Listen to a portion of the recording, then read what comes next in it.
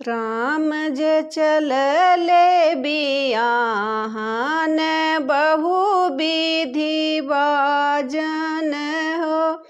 ए जीव परा सुगन मेड़राई चलब हमहु ब्याहन हो।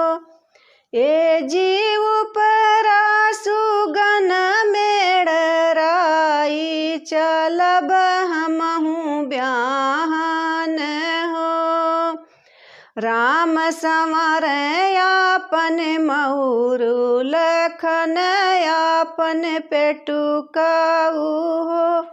ए जी सुगना संवर आपन टोट चलब हमहु ब्याहन रे।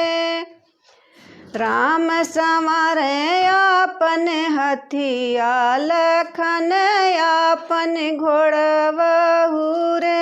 ए जी सुगना संवर आपन पखना चलब हमहु ब्याहन रे।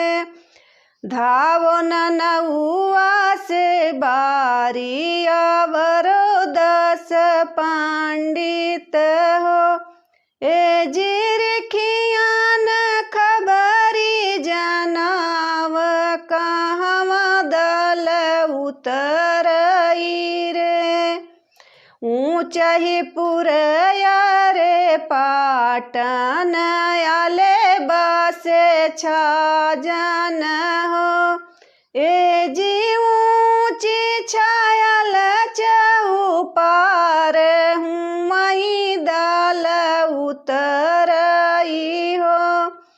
ए जी ऊँची छायल चौपार हूँ मही दल उतरई